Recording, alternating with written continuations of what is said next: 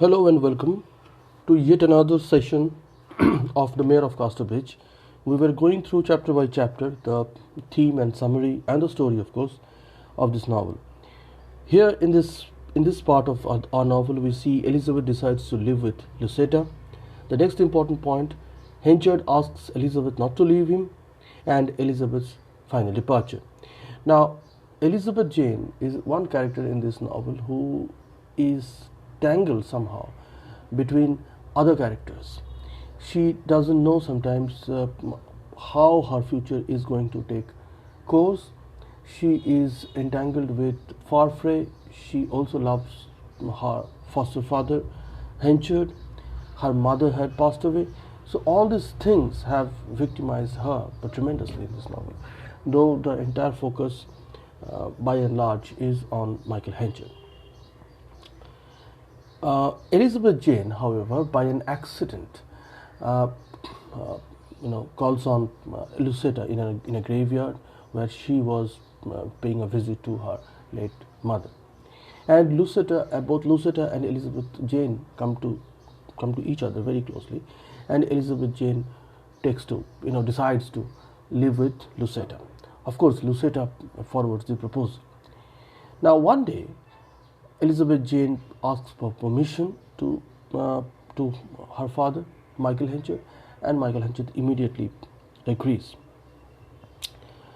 Uh, she explains that she is getting an opportunity to becoming more cultured and polished, because we need to remember that Lucetta had that opportunity of that cultural sophistication, whereas Elizabeth Jane didn't have. Therefore, by coming in contact with Lucetta, Elizabeth Jane wanted to sharpen certain skills of her behavior and social acceptability. She says that she has been offered a post in a household where she can have advantages of study and observing uh, a better life, and Henchard immediately agrees. And but when the event actually occurs, Michael Henchard doesn't like her to leave so suddenly. He expresses his dismay, saying that why so suddenly she leaves him. In fact, it happens the same evening. Elizabeth packs up her things and gets ready to leave, and Henchard did not have the thinnest idea that she would be so much of alacrity she would depart, and therefore he's surprised, and he says that okay, you can leave me, but you can take your time. But Elizabeth Jane is so curious and so hell-bent, so she does, and eventually um, Elizabeth Jane leaves Michael Henchard. um, but Henchard's suggestion uh, has come too late for Elizabeth Jane, and she leaves for Lucetta Templeman. Now, Lucetta plans to welcome Henchard. Lucetta is now well settled in Casterbridge, and she uh, now thinks that the old relations could be mended. So she decides uh, to invite Michael Henchard.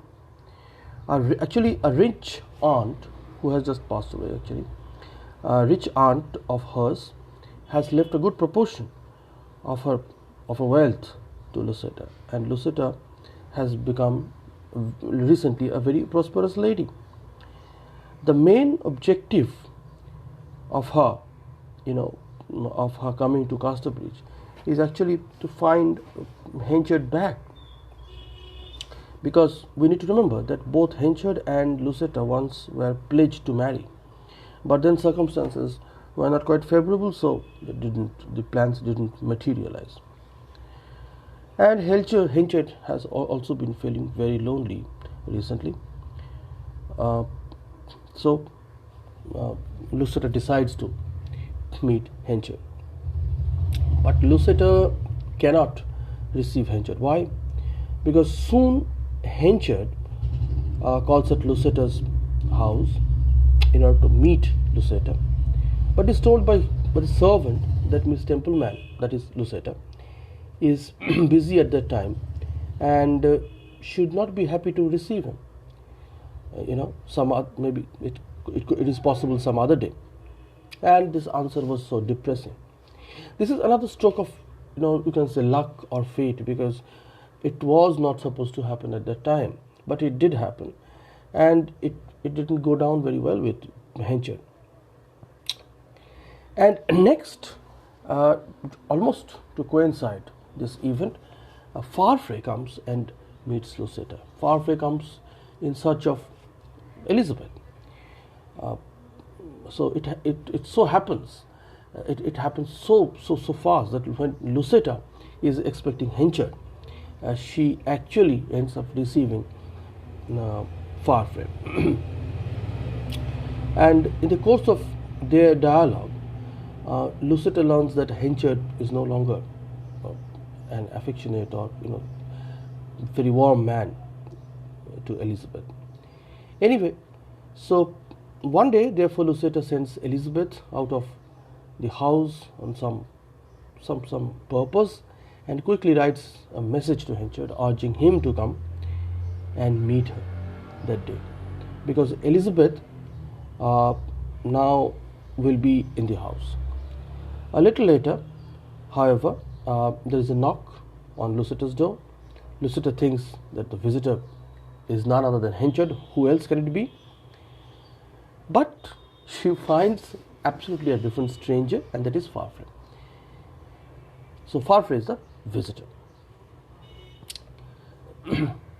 Now, this man, who is absolutely new, who is very much in contrast with Henchard, this man is a Scotchman. His name is Farfrae, and he appears there at the door of Luceta.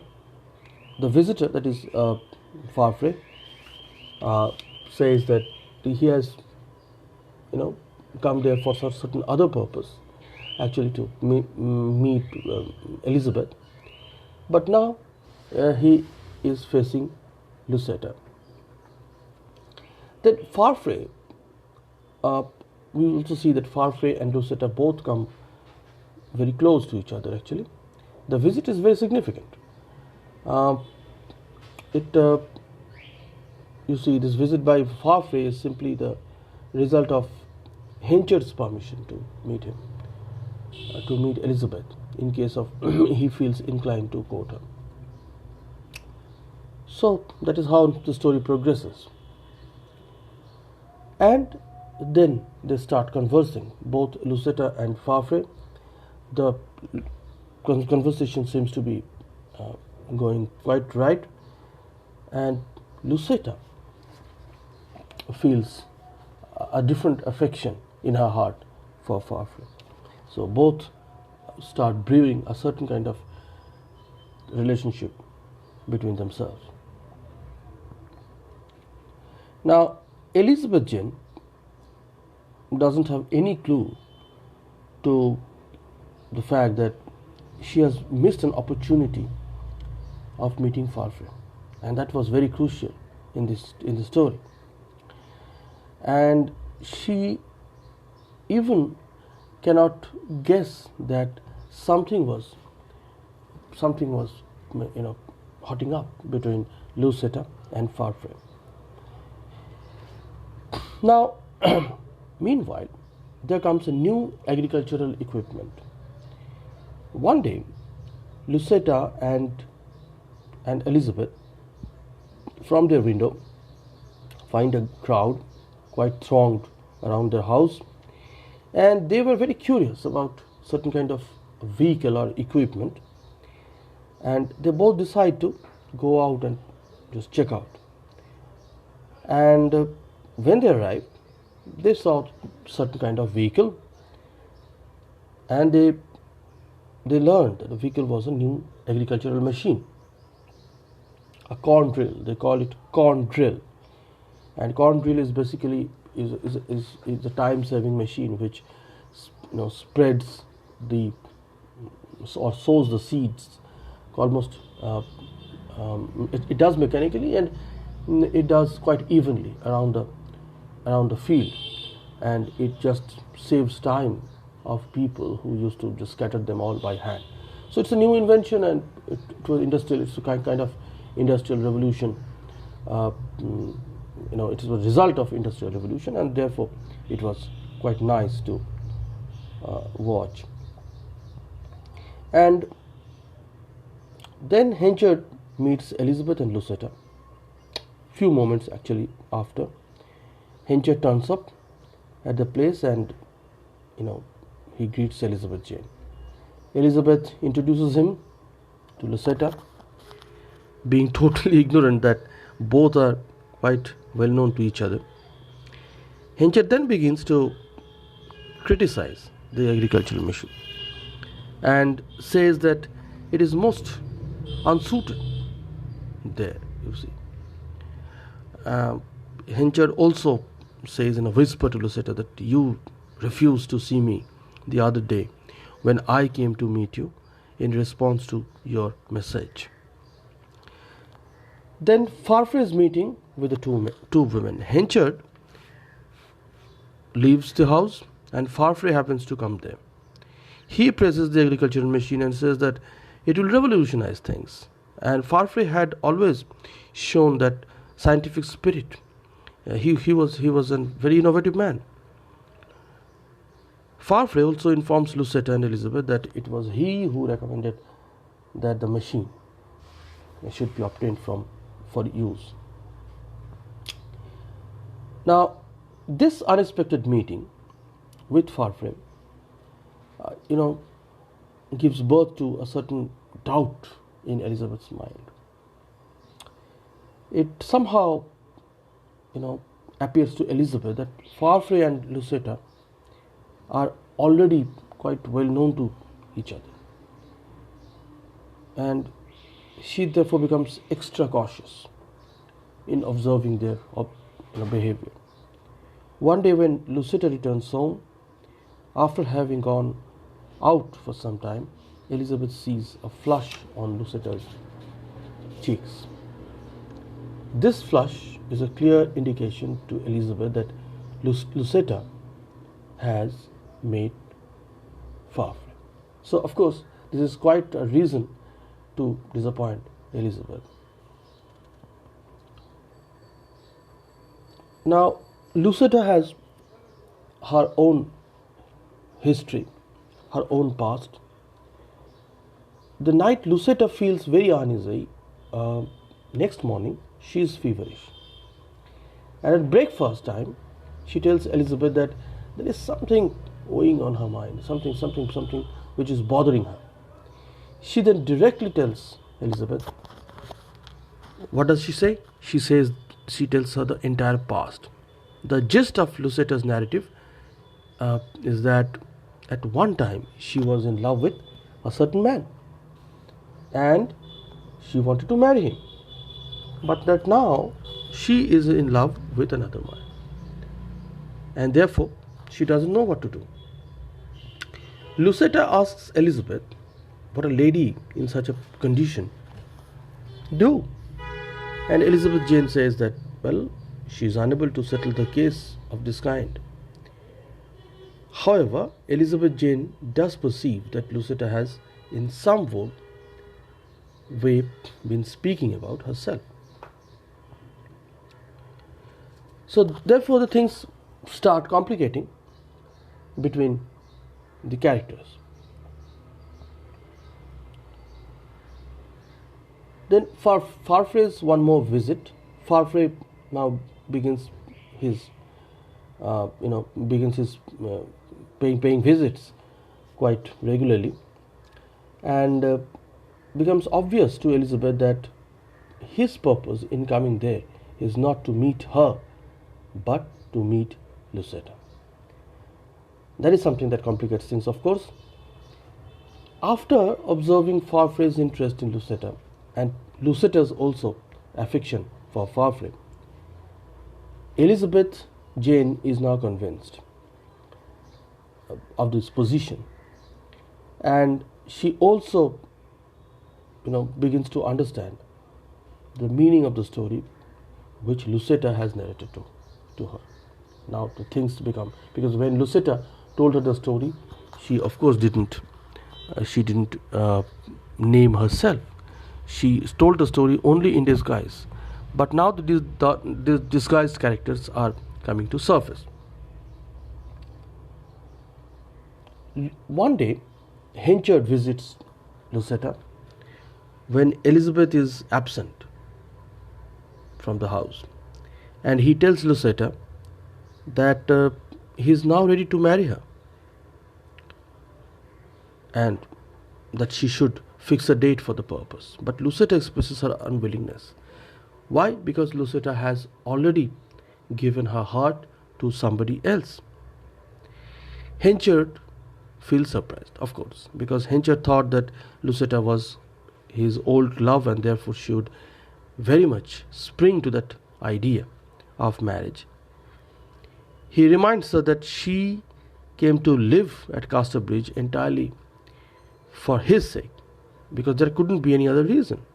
He then asks her what stands in the way of marrying him now. What is the trouble? But she gives him no direct reply, and he leaves in a state of bewilderment.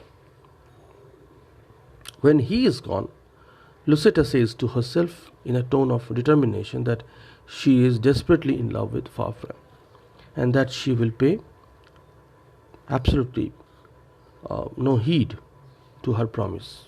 She is absolutely indifferent to whatever she promised in the past. And in her own words, I won't be a slave to the past. I will love where I choose. So, quite naturally, these things disappoint Elizabeth Jane more and more. She knows Lucetta's position in respect of her two lovers. She realizes that she herself stands no chance with Farfrae now. But she is a girl who has learned the bitter lesson of contentment with her lot.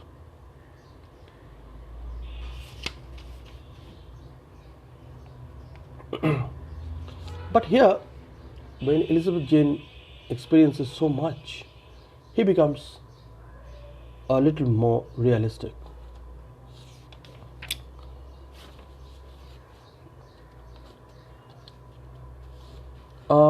In our next chapter, we see Henchard's growing displeasure for Farfrae, and both of them are becoming rivals little by little. Lucetta's indifference gives rise to doubt in Henchard's mind. Now it seems to Henchard that some other man, he also starts sniffing something. He doubts something is really wrong, and who can that other man be, if there is any? Obviously, Farfrae's name comes to his mind, and his doubt becomes a certainty when one day he spies upon Farfrae, and he finds that Farfrae and Lucetta are talking to each other in most amorous tones. Henchard now becomes far more a bitter enemy of Farfrae, and he is determined to destroy Farfrae. He was a business rival, now Farfrae is his love rival. Then comes the role of Job, another rural character. This is the same fellow who was rejected once by Michael Henchard, but Henchard now employs him. And Job, being unemployed at this time, readily accepts his job because he was looking for a job. Henchard's motive is to make use of Job's service in order to crush Farfrae's ambitions, business ambitions, of course. However, Henchard wants to use only fair means. Now, here something must strike us, that Henchard is never unfair in dealing with people. Though he cannot stand Farfrae, he just hates Farfrae, but he doesn't resort to any improper or unjustified means to damage his enemy. On coming to know that Henchard has employed Job as his manager, con manager, Elizabeth tells her father that Job is not the right sort of man, but Henchard pays no heed. Now, little by little, we also see that Henchard's career graph is really stooping, while Farfrae's career graph is only rising. Here, at this point in the novel, Henchard comes to a weather prophet. He consults him. He wants to know the forecasts of the weather, and relying on this forecast or this man's forecast, Henchard buys huge quantities of wheat. What is the idea? He thinks that the prices will go up because there is going to be an imminent bad weather, and he will sell the stock of wheat at higher prices, and he will garner a larger share of profit. But the weather improves dramatically, and naturally the prices fall very sharply. Henchard is now he doesn't have any other option, but he must sell his stock at a lower price, almost at a loss, and he suffers this loss quite substantially. But Farfrae begins to buy wheat because of the selling at a low price. So one man's meat, another man's poison. Just then the moment Farfrae completes his buying, the weather again starts deteriorating and prices shoot up. When the prices shoot up, the new crop suffers much damage, and Farfrae starts selling his stocks, and he earns a great share of money. Now, this one incident also helps Farfrae to become the mayor of Casterbridge. The mayor of Casterbridge, he replaces Michael Henchard, because Michael Henchard is running his businesses in loss. So traders are losing confidence in him. Traders and the local influential communities need one person who is strong in finance and in his ideas.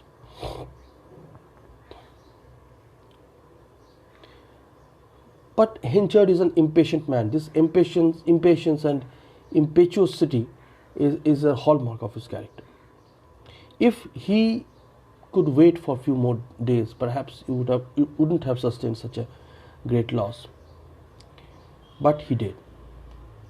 The result was prosperity for Farfrae and poverty for Henchard. So, in these conditions, the intimacy between Lucetta and Farfrae only grows. And Henchard has not been able to have a meeting with her. He now makes up his mind to keep a watch on Lucetta's movements in order to get some clue as to he is observing both of them. Now, one evening, Henchard finds Lucetta going out of her house and meeting Farfrae. He follows them at a safe distance and is able to hear the conversation. Of course, the conversation is good enough to dishearten him. Now, in these conditions, a promise is also made. The same night, Henchard goes to Lucetta's house in order to have a quite candid dialogue. Without knocking at the door, he goes into the house, thereby almost frightening Lucetta. Lucetta is frightened. He now asks her why she is trying to get rid of him. Now, Henchard is quite a straightforward man, and he wants to settle things absolutely once and for all. He says that he is now prepared to marry her while she is avoiding him. But Lucetta is now in no mood to marry Henchard. Why should she? because she has found somebody who is better than him. And thereupon Henchard threatens her with an exposure of former intimacy. He says that I will expose you, etc., etc. Henchard then calls Elizabeth Jane into the room and puts a direct question to Lucetta whether or not she will wed him. Lucetta has no choice but to give the required promise. She says, okay, fine. Of course, she has other plans on her mind. Elizabeth appears to her father, and not to use any compulsion in order to get his promise, but Henchard tells Elizabeth that if Lucetta marries him, Elizabeth will be able to marry Farfrae. So this event we learn that Henchard is impatient man. He every now and then demonstrates his impatience, and this was perhaps the quite a height of his restlessness. And now there is something which is disclosed. The next morning, Henchard goes to the court. Now this section is very, very important in this story. He is mayor of Casterbridge and he is also a magistrate. Now he has to decide the cases which are presented to him, because he is an ex officio, if that is the right term, magistrate. Now on that particular day, an old woman is brought to court on a trial. She is presented at the court, and she was charged with some kind of public nuisance. And Henchard asks her if she has anything to say in her favor, to defend her. Although Henchard has not recognized this woman, she has recognized her. And who is she? She is the same Furmity woman in whose tent Henchard once sold his wife. The Furmity woman now declares in the packed court that this is the man who is guilty of having done the crime. So it was done all for 5 guineas. Nobody in the court is prepared to believe the old woman's story. But Henchard says that she has spoken the truth. Henchard could have easily denied this horrendous charge, but he doesn't do that. He accepts the charge. He accepts everything gracefully. He says that whatever has been said in the court by the old woman is true and perfect. The incident that, of course, this incident becomes a wildfire. This news becomes a wildfire at Casterbridge. Everybody now knows Michael Henchard. The other dimension of Michael Henchard is revealed to everybody. The incident that has occurred in the court, once again, gets currency. Lucetta also hears about it and feels quite scared to learn that Henchard could have behaved in such an animalistic way. She goes out of the house and returns in the evening. She then informs Elizabeth Jane that she has made up her mind to go to Port Brady for a few days, just for a change. This means that Elizabeth will be in charge of Lucetta's house during Lucetta's absence. So here we have come to the chapter number 8. I've come to the end of the chapter number 28.